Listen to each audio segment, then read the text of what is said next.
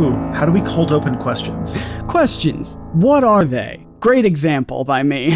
Webster's dictionary defines a question as a sentence worded or expressed as to elicit information.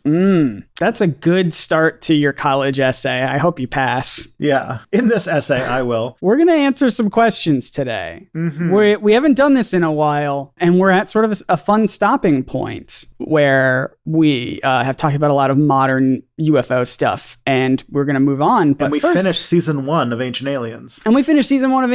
So we're going to just take a little breather this week by doing some Q&A. These are questions that people asked us on probsnotaliens.com. There's a little form you can send us. By the way, this show is called Probs Not Aliens. This is a podcast where we talk about ancient astronaut theory and even like modern UFO stuff. We did that whole news episode last time, a couple times ago, about the balloons.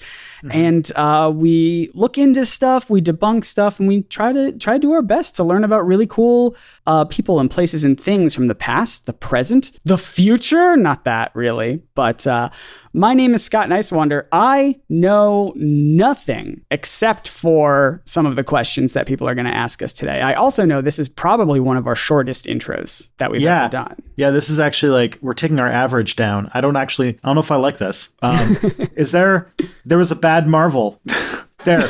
That's what you want to talk about? No.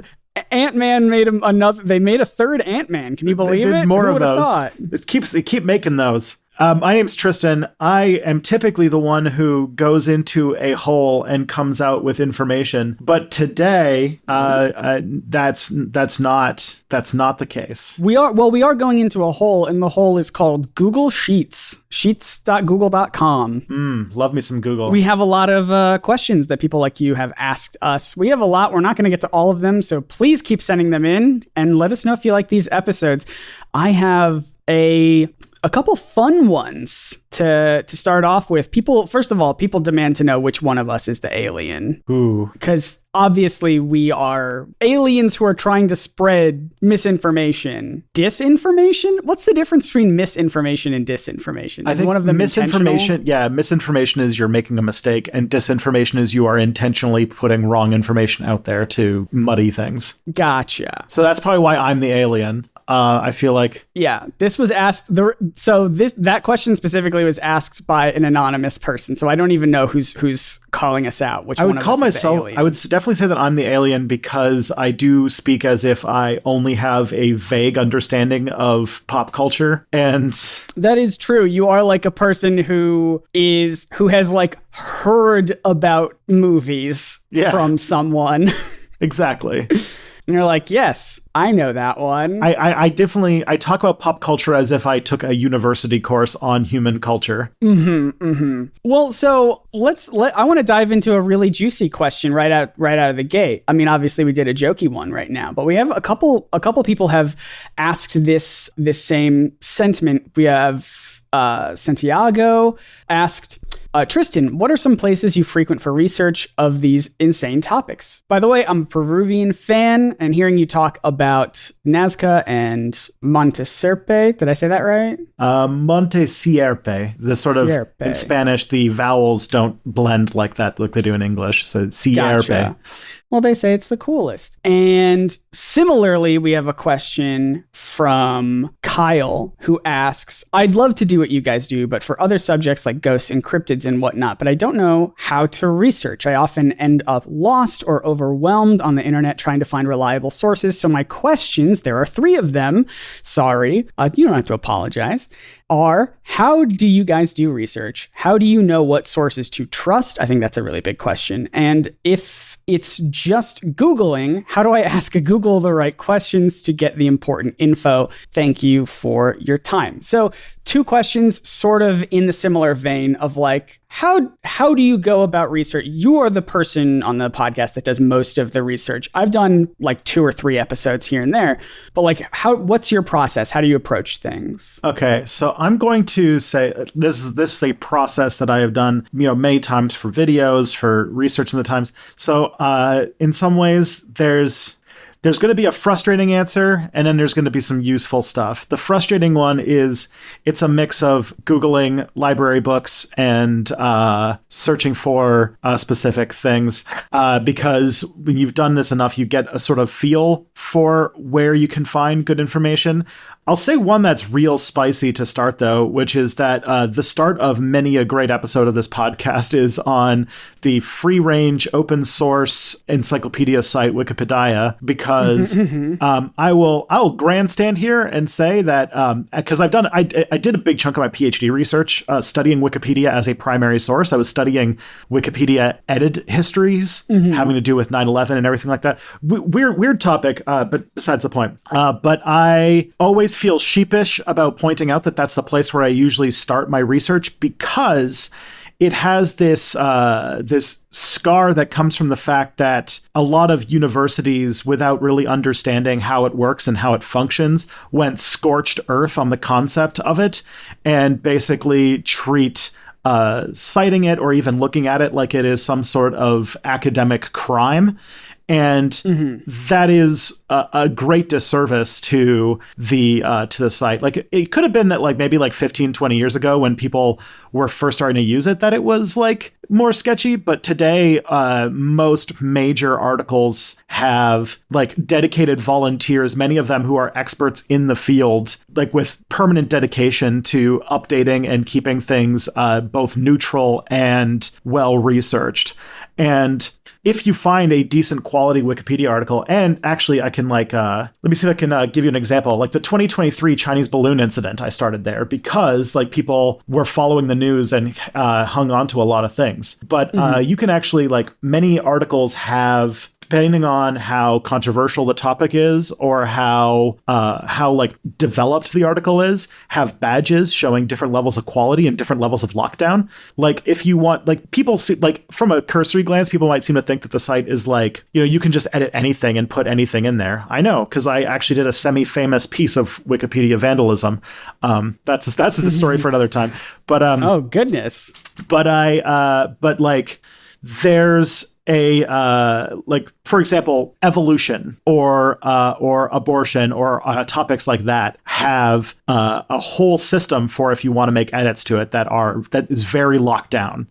And they have there has to be massive, huge, overwhelming consensus before an edit can be approved and everything like that. And it's all done through dedicated volunteer work, which I think is really good. But anyways, that is usually a starting place, because what you usually get on any Wikipedia article about a topic is a very good high-level analysis of what's going on, followed by a references section that is full of usually some of the most solid, overarching sources on the topic. And typically I start by reading that to brush myself up on the subject, and then going to the references and finding books or articles or whatnot that look like they are they're going to be useful. And then I get those through either my library or other websites, for legal reasons I would not like to say on a public facing platform. And I get a hold of them and read them, or at least read them as much as I can in a couple days. But I go through that process. And typically the things that I use to evaluate is I look for things from academic presses. I look for things that are from authors that I recognize as being high quality people, or sources that come from websites that I know have an investment in their reputation of being good and factual. I know that, we can talk a lot of crap about the status of media, for example, but I do know that if I read an article from the New York Times, that if the New York Times prints something that is factually wrong in a very big way, that would be a huge deal to their reputation. So I know that I try to look for higher quality sites like that I know have a reputation for. If not, you can talk a lot about, the New York Times, where it's terrible editorial positions. I was about to say, because they did have recently, they're being actually, J.K. Rowling has good points and everyone should be nicer to her. Yeah, we should, first of all, the New York Times' editorial section is its own thing and it's awful. But I think that you need to, when it comes to dealing with journalistic sources and newspapers and stuff like that, you need to be cognizant of the difference between opinion and reporting. And even, your most, I hesitate to say for Fox, because Fox is its own weird beast.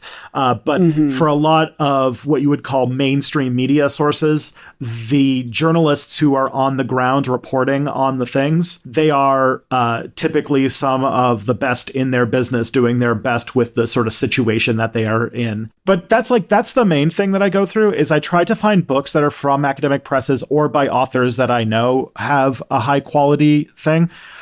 Or sometimes when I'm looking up cranks, I have to read a cranks book. I have now a shelf on my bookshelf now that is crank books.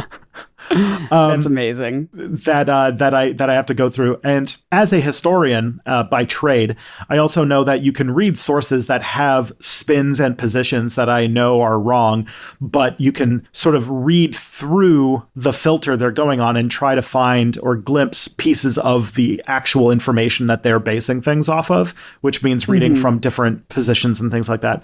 But if you want to do a very quick overview of a subject, like, learning to become an expert on a topic for, say, hour-long podcast in 2 or 3 days, a good place to start is go to Wikipedia, look at the most relevant articles on the subject, brush up on those to get yourself a base familiarity with what you're talking about, then go down to the references section and see what the major titles are that inform it, because those are the titles chosen by a bunch of people who are looking for things that are high quality and neutral in their positions. And then just go and get those. And if they reference other books that look like they would be interesting for the subject at hand, go check those out. But for the most part, if you're doing something that is short enough, that is a pretty good place to get your feet wet enough to do a podcast episode, for example. Now, if you had more time and you wanted to do something a little bit more nuanced, then you would probably be wanting to map out the field, looking for the major authors. If you were trying to do a more journalistic piece, you might try to line up interviews with people who know what they're talking about. But that is all a sliding scale based on how much time you have, how much resources you have, and such. Yeah. And because this also just equally applies to not just this podcast, but you and I both have YouTube channels that are as researched as we can get them to be, sometimes overly so. Like in my case, I feel like I spend way too much of my video researching and going into context and things like that. But I would similarly say you can absolutely start on Wikipedia, but my goal usually is to, whenever there's like a little source, a little citation, be like, well, what is that? And then look into that a little bit further and see if there's a full article or a full book or something to read and research on. And I mean, for this podcast specifically, like you and I, sometimes when we have a topic that we don't necessarily, we're very much not experts on most of the stuff that we talk about, if anything. But we have brought on people who are experts in their field, which definitely helps out a lot, whether it's physics or religion or just history in general. And so that is very, very helpful for us, talking to experts. And I do that. And we both have done that for our YouTube channels too. Like I made a video about comic book lettering and I talked to an actual professional comic book letterer to get his opinion on things. And you've made videos and are currently making videos about talking to experts and figures. And I don't want to say who if you don't want to spoil it. It's out there. Yeah. What's it called? Patrons and Nebulons can listen to my interview with actual Noam Chomsky that I did earlier this week. Yeah. But yeah, so that also is a big help. And then, I think to answer that sort of big question of like, how do you know what to trust? I think that's a tricky question. I think you can look through this podcast and you can see that Tristan and I definitely have biases that come out here and there. And we don't ever claim to be unbiased in the stuff that we do on here or anywhere else on the internet. But for me, I still get stuff wrong, even in my own very heavily researched videos. And I don't know if there's any way to get something perfectly 100% accurate without dedicating so much time, years to something. You know what I mean? Mm-hmm. Yeah, I would say that if you want to look into advice for how to do research, good research fast, look at journalists, and journalists very often go to sources. If you really want to answer something quickly, talk to people who know what they're talking about. That is like the easiest way to to sort of bypass the digging and such. But yeah, it's and yeah, also like the number one thing that I always talked about to walk away with is realizing that every single source, everything that has been produced by a human has a point of view. And yes, that doesn't necessarily make the source useless. It just means you have to be aware of what you are reading and what it is trying to accomplish. That is all. Yeah. Good first question. Yes. Let's follow it up with this one from an anonymous person who says, not much of a question, but I can't believe you didn't make the joke of probes, not aliens on episode 69. That is... You didn't say probes, not aliens. Man, we had so many good things going on. Episode 69, Valentine's Day. Should we re-record the episode? Should we take it down? Should we take down this whole podcast because we failed at it? And we're not going to have another meme episode until episode 420, so it's going to be a while. True. It's going to be a really long time. This question comes from, boy, I hope I'm pronouncing this correctly, Cartier, yeah. Who asks, if you had proof and a definitive answer to whether extraterrestrials existed, would you tell the world? Assume that there wouldn't be some movement in the vein of climate denial, flat earth, etc., that would reject your answer. So that's an interesting sort of amendment there at the end of like, assume that people believe you and trust you and I don't know. That's, in that case, I would be like, well, then, yeah, why not? You know what I mean? I don't know. What's your read on it? Oh, yeah. Like, if we are not alone in the universe, I feel like we definitely deserve to know. It's interesting hypothetical because I feel like I'm one of the last people on Earth who will be the first person to find out. I feel like somebody at NASA is going to be the first to find out. But probably. I do think, and there's, different levels of certainty. But if, like, say, I got visited by ET, like if I had an actual, close encounter and I wasn't high or I wasn't using recovered memory or anything like that, and I was like, actually, like, no, this actually happened, and I was like given a device or something like that, then yeah, I would, my first thing would be to tell everyone. I don't know if I would be believed, but I would definitely try to make the case for it, and I would do, especially if I had evidence. Yeah, I think that's the harder thing is if you had proof and a definitive answer is what the question asks. It would have to be really, really, really solid proof for anyone to actually believe you, I feel, especially as we're living in an age where everything can be doctored from, videos to, just AI generated photos and things like that. And it would have to be so hard to actually come up with something. Like, I feel like now is the time where aliens could visit and people could take photos and everyone wouldn't believe it. You know what I mean? Yeah.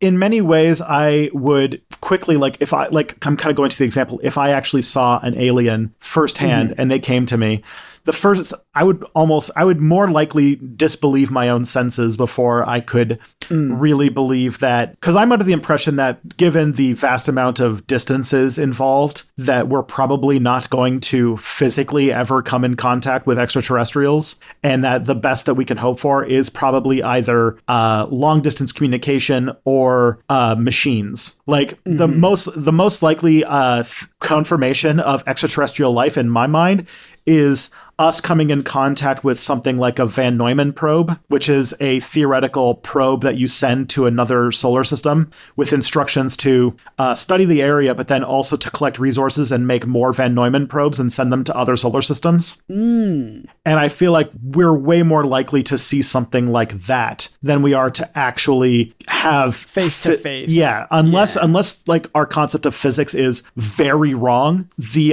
amount of the distances that would be required just are, in the face of a universe that has entropy, just sounds impossible. Like I'm still on the idea that, like, I don't even know if we're going to be able to get to like Alpha Centauri with people, because I feel like making a spaceship that could go for hundreds of thousands of years without something breaking sounds to me like like impossible. But things like probes and whatnot, that I think is more likely. And if I had an alien probe, then I feel like probes, not aliens. Yeah, if I had a probes, not aliens, like if I had a Van Neumann probe that crashed in my backyard, I think the first thing that I would do is to confirm that it's to confirm what it is. I would probably take it to someone who knows more about this than I do. Right. Well, and again, going back to, just ask the experts. I suppose. Mm-hmm. Yeah, no, I sort of feel a similar way where like if I actually genuinely believed what I saw, then maybe. And to answer like to get around all of the, what ifs and all the things like that, if I did have full definitive proof, would I tell people? I think so. I would be like, everyone, this is awesome. Also, give me some clout because I found this and I'm the first one. Everyone talk to me and look how cool I am. Give us a taste of the Nerdsync video where you tell the internet that you saw an alien, he is your friend, and you want the world to know that aliens exist. So I would definitely start out on like an emotional shot of me, like maybe on the floor, like it, and sort of emptiness around me, sort of signifying that like I feel alone and in this big space. And then that would sort of be like the theme that carries through the video about, oh, actually I'm not alone because in this big world and aliens are here. But then it would also have a big question of like, but what does that mean? Like, does that mean that existence isn't special? And like, what does that mean for, and then I go back to feeling alone again. Cause it's like, what is the point of life in this? So now this big space doesn't represent physical space like the universe, but rather space in like this sort of emotional, traumatic, like what does it even mean to exist right now? And and so that's sort of I think where I would go with it. And then at the end, me and the alien would dab. Nice. And there'd be a musical number. So I don't know. That's what I think would happen. That's pretty good. I think this is a good question from Cyrus. Of all of the various not aliens you have covered or researched, which ones are the least explainable? I would say from like a technical standpoint, the first one that comes to my mind is the ball lightning, right? Because that hasn't been reproduced in a lab. Yeah. So if we're talking about lights in the sky and things like that. And if the explanation, if like the most reasonable explanation is ball lightning, that one is hard for me because it hasn't been reproduced in a lab. Does that make sense? Ball lightning is an interesting because it's a phenomenon that has independently showed up in different places at different times. So it's not like we have just enough evidence to conclude that it's definitely not nothing, but what it is a complex answer, and nobody has a really good one yet, which is one of the, and it could be like kind of like when we talked about Foo Fighters, it could be like a multitude of different explanations in different contexts that have been put under the one umbrella erroneously, and that could be the situation. But if I'm trying to think of like a thing, okay, of the various not aliens that I've covered and researched, which is the least explainable? I'm trying to think of like, we've done episodes to reword that question. I think it's like, of all of the explanations we've given outside of aliens, if we're debunking the aliens and we're giving these other explanations, has there been one where the explanation has sort of felt like, maybe this could be it, but we're not entirely sure? I mean, the best one that comes to mind is Al the space potato. There's the space potato. The jury's not 100% settled that it's not a fossilized microbacteria. It's not a great case at this point, but it's probably one of the better cases we have. Yeah. On a previous episode a couple months back, we asked people for if we should have a puppet mascot for the show. And I don't think anyone recommended Al the space potato, but like, boy, what a good fit. Al should be our cartoon sidekick. It's just like a black potato with googly eyes on it. Yeah. Al the space potato. What I also think, and this one we haven't talked about yet because it's not really a thing that UFO people latched onto, because while it could be a very good case, like it's not one that is dramatic or cool enough to be answered, and that is the wow signal. So this one is, now I think that there are like pretty reasonable terrestrial or even extraterrestrial but not life explanations for it. But there is this very interesting signal that came from a radio telescope that's called the wow signal, because when it got printed off, somebody, the woman who was working at the thing, circled it and wrote wow. And as I recall, to this date, they still don't have an explanation. There's a lot of very good theories as to what it could be, but they've pointed their telescopes at the same spot multiple times and haven't had the signal happen again. And that is that's interesting. It could be that we stumbled upon some sort of extraterrestrial communication, but likely it was some sort of stellar phenomenon we don't understand. But, nothing's been definitively proven. So I will tell you, in sort of a flip of this question, one of the more interesting not alien things to learn about was ghost ships, because I just like the idea. I mean, I guess I don't like the idea, but it's interesting to think about how they just saw like an unmanned ship floating in the ocean or whatever, and learning about things like, sometimes they just get undocked because of storms and things and they just float out to sea, or like sometimes people abandon it for whatever reason. But I just like the idea of just like, it's not a ghost ship, it's just like a ship that got away. And for some reason that's just fun for me to think about as like, oh yeah, that one actually makes a little bit more sense, and is kind of, because can you imagine seeing an unmanned ship? Like if you're out in the ocean and you see an unmanned ship, you're just like, what is this thing? This is spooky. This is eerie. But it's also could just be someone didn't tie a knot good. Mm-hmm. I guess we couldn't get away with the without talking about the UAP phenomenon, because while our recent emergency podcast episode has sort of shown that the UAP phenomenon can be a lot of things that are very terrestrial in nature, that are very interesting and concerning. But, that we're looking for like the least explainable ones. And that's up there of like, if I were to put two objects or two subjects of episodes that had the highest percentage of it could actually be aliens, it would probably be Al and the UAPs. But even then, we're looking at very small numbers for both. This episode is sponsored by NordVPN. Go to nordvpn.com/probablynotaliens to get up to 1 extra year of your online security subscription for free as an exclusive gift. Now, do any of you remember the Disney Channel movie Can of Worms? No? Okay, well, let's pretend that your name is Mike Pillsbury and you use your homemade satellite to send a distress signal from Earth to the vast openness of outer space. Sounds harmless enough and fun, actually, until a bunch of disgusting, sleazy aliens show up to your house, making everything worse. If Mike, aka you, want to protect your privacy and mask your location so aliens don't ruin your budding high school football career and your chances with that crush of yours to go to a dance, I don't remember the plot very much, you should use NordVPN, which is actually more than a VPN. They have a feature called Threat Protection, which shields you from malware, ads, and trackers as you surf the web. And just as you would hope, NordVPN itself does not track or share anything you do online. Your data is always protected by next-generation encryption, so all the future little Mike Pillsburys will also be secure online as well. NordVPN has no shortage of great features to keep your online presence safe and secure. All you have to do is go to nordvpn.com/probablynotaliens and check it out. You can try it with no risk because Nord has a 30-day money-back guarantee, so you can try it for yourself and decide. NordVPN is privacy-focused, they have 24/7 customer support, and they have apps for every major platform. I mean, they got it all, folks. Once again,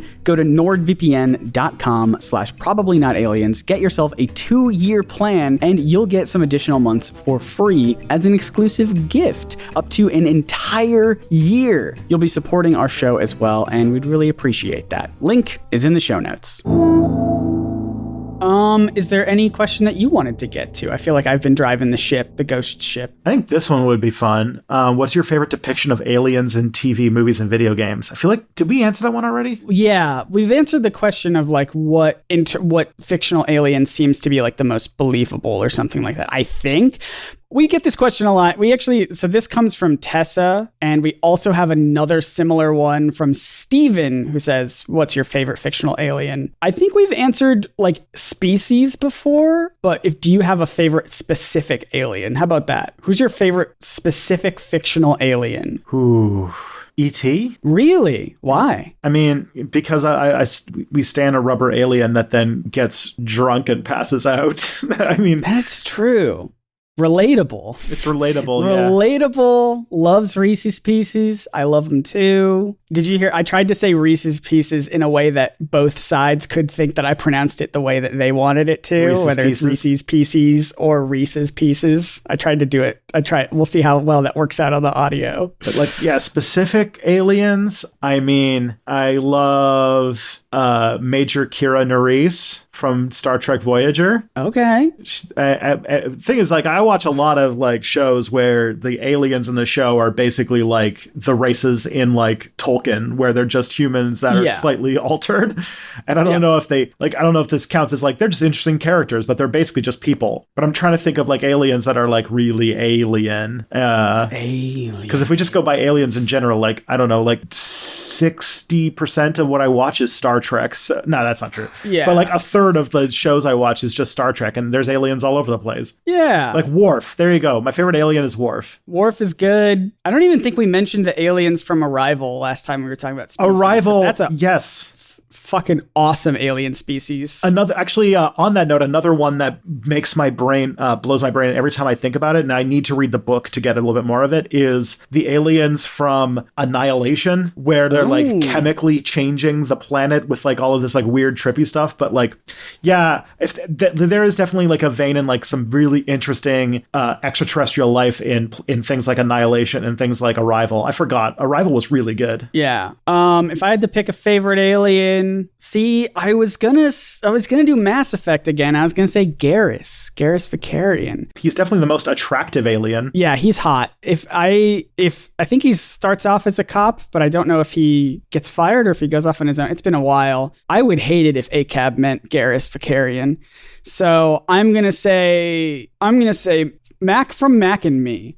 Here's another question that is, do you know Mac and Me? Do you know that reference? No. That you don't know the reference to Mac and Me? I was trying to move on because I was embarrassed. But no, it was just a joke. Mac and Me is, imagine E.T., but but the whole movie is a McDonald's commercial. Oh my God. So that's Mac and Me. It's an alien who loves fries and Coca-Cola. Relatable. And it was a movie made by McDonald's. Anyway. Okay. Look it up, everyone. There's good commentary videos about it.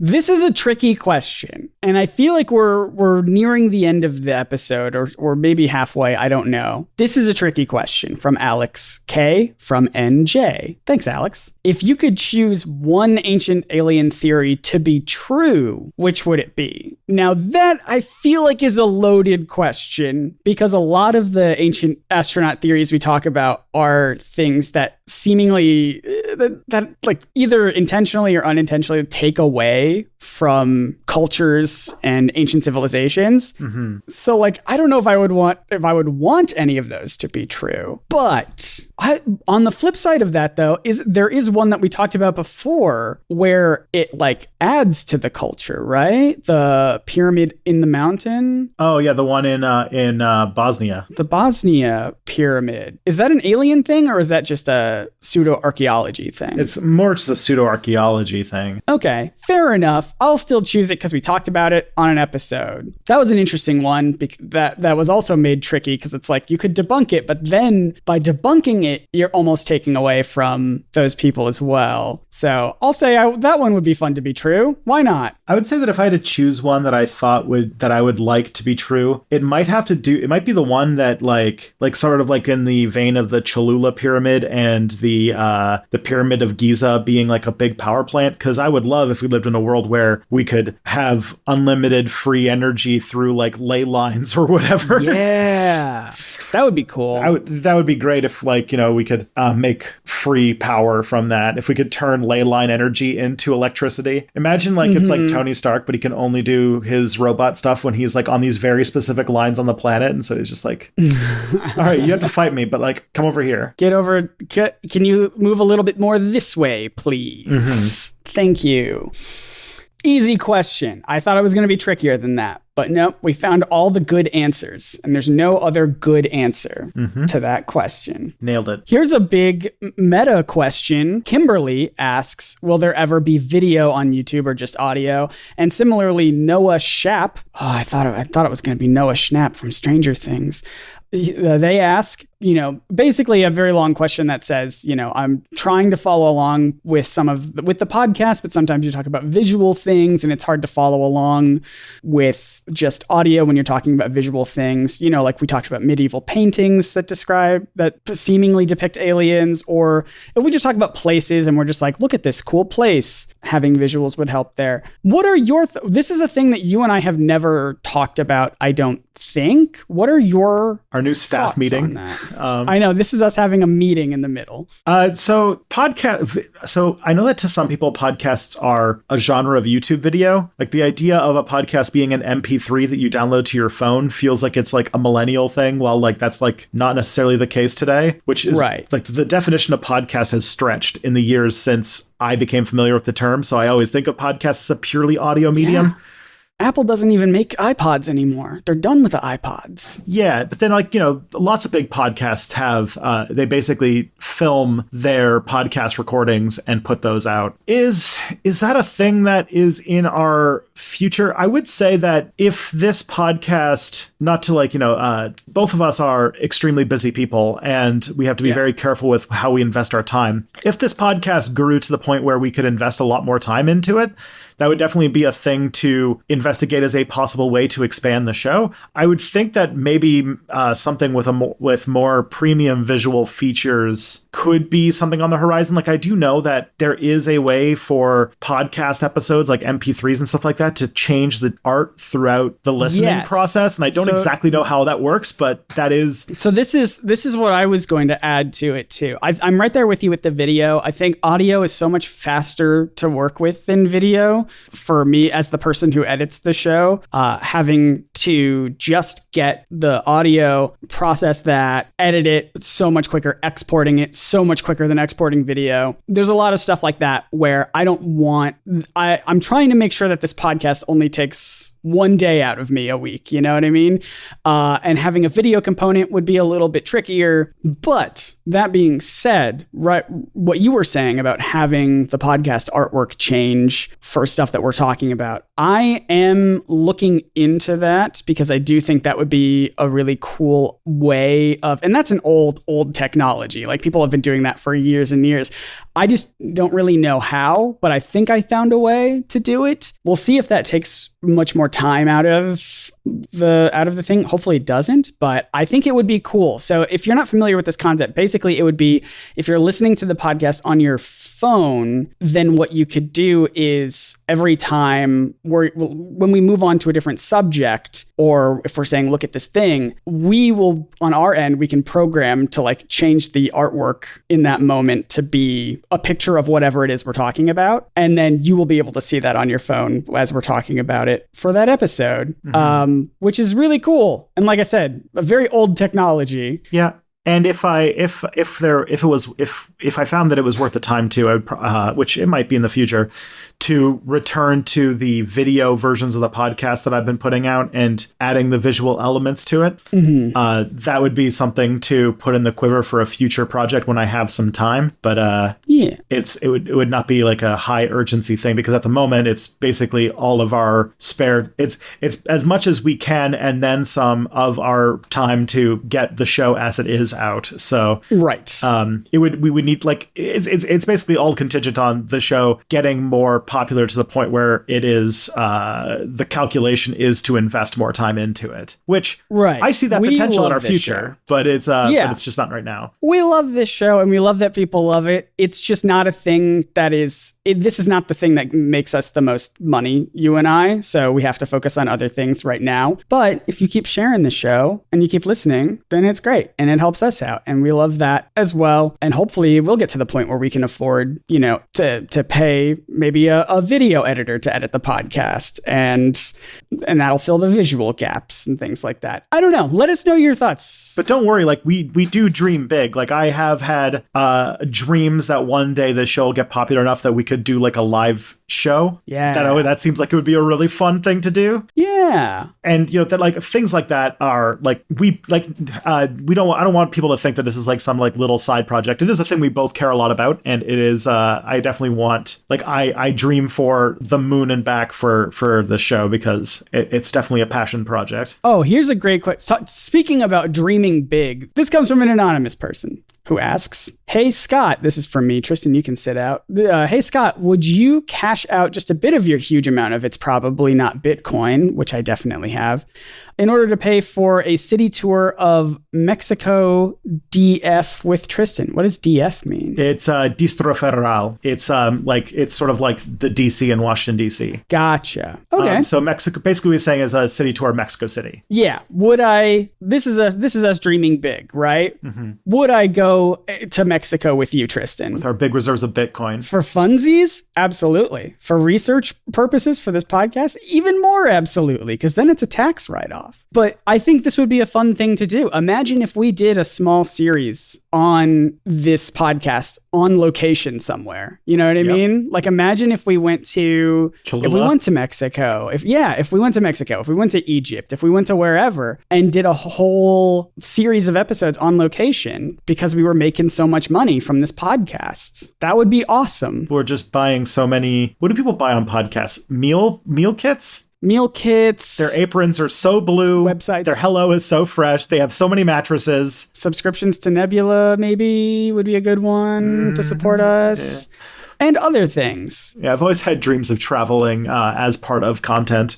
That'd be wild and crazy, and I think that'd be really fun. Especially because then you could, like, if we were doing it for research, we could ahead of time make a lot of contacts and actually like reach out to people and have interviews with, as I was mentioning earlier in this episode, like real experts, like archaeologists who are working in the area and stuff like that, who could speak to these subjects and give you a lot more of like that real juicy history that I only, get the 30,000 foot look at, which I think would make for some really great content. I want to do it. Plus, Mexico City is just super, super fun. I want to do it so bad. And you've been to Mexico so many times. You've traveled the world so many times. And here I am, a person who barely left the United States. I went to Canada last year for a couple hours. So I gotta go. I gotta travel. Yeah. I'm 30. People have told me they hate it when we mention that we're in our 30s. Because there are older people who, we always say that dads love this podcast, right? And there are older dads who are like, can you stop mentioning that you're 30 and like making it seem like it's the end of the world?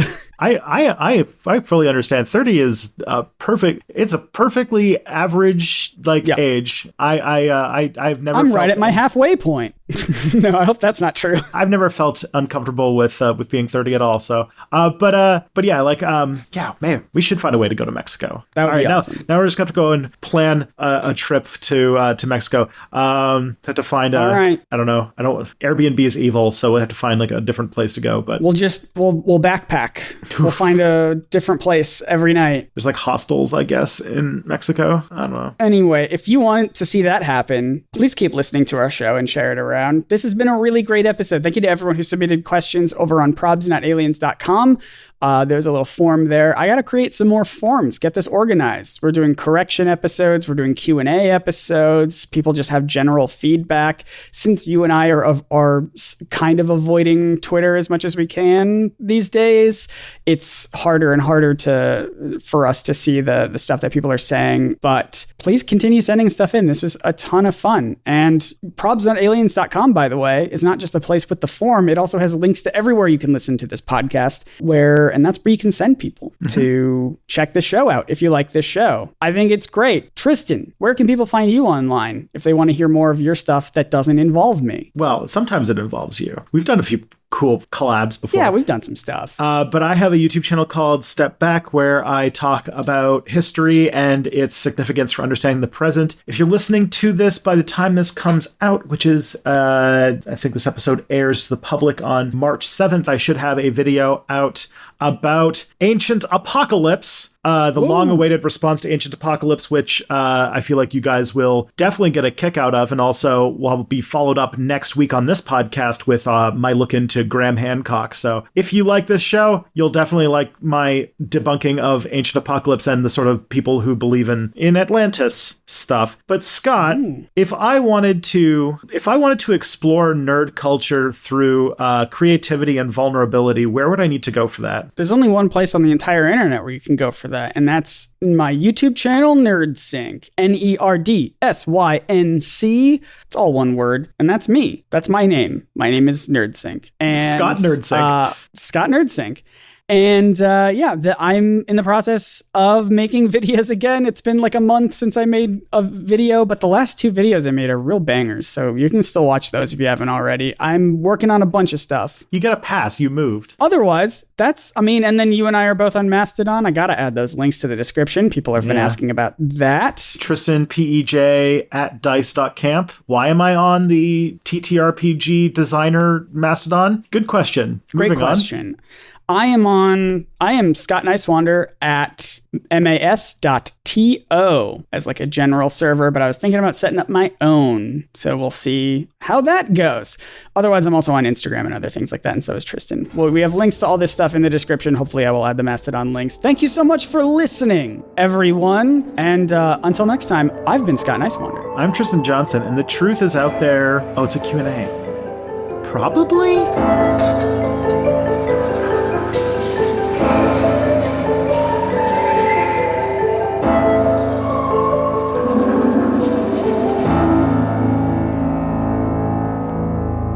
Q, probably. A, someday. Definitely.